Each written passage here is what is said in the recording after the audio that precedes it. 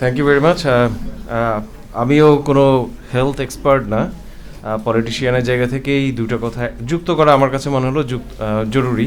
মোটামুটি সবগুলো কথা চলে আসছে। সাব্বির ভাইয়ের কথা থেকে শুরু করি যে বাজেট যে সময় হয়, তারপরে যখন ইমপ্লিমেন্টেশনের যে বিষয়টা আসে, এখানটায় আমাদের যে ওয়েদার ঋতুচক্র যেটা আছে এইটার সঙ্গে কিন্তু সামঞ্জস্যপূর্ণ না। আমরা প্রথাগতভাবে যে জুলাই জুন যে সিস্টেম, এইটা আমাদের জন্য না।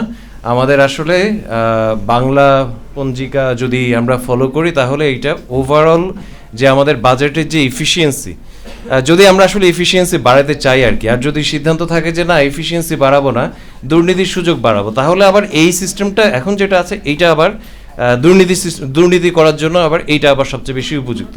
সো এটা একটা পলিটিক্যাল সিদ্ধান্তের কথা আসছে।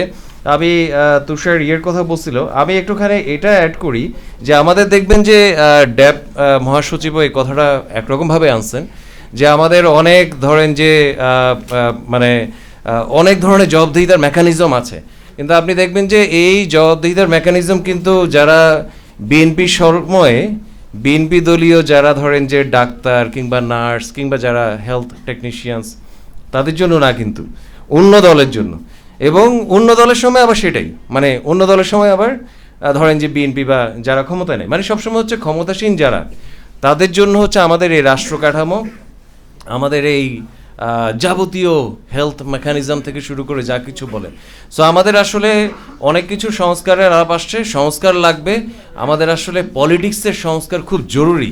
যে আমাদের যেই দলগুলো ক্ষমতায় যাওয়ার আগে যে কথাটা বলেন, যে বলে দিচ্ছেন যে 5 লক্ষ টাকা পর্যন্ত এক ধরনের হেলথ বিমা পাওয়া যাবে, সবার হেলথ কভারেজ করবে হচ্ছে সরকার, আর যাওয়ার পরে তার টিকিটিও নাই, আছে হচ্ছে যে নামকবাস্তে বিভিন্ন কার্ডের মূলা ঝোলানো হচ্ছে আমাদের সামনে। আমাদেরকে প্রত্যেককে এক একজনকে 10টা করে কার্ড দিয়ে দেওয়া হবে। আমরা কার্ড রাখার জায়গা পাবো না, কিন্তু আমরা হেলথ পাবো না, আমরা স্বাস্থ্য পাবো না, আমরা শিক্ষা পাবো না, আমরা কোনো কিছুই পাবো না। এইরকম একটা মেকানিজমের মধ্যে আমাদের আসলে রাজনীতি, আমাদের রাষ্ট্র চলছে।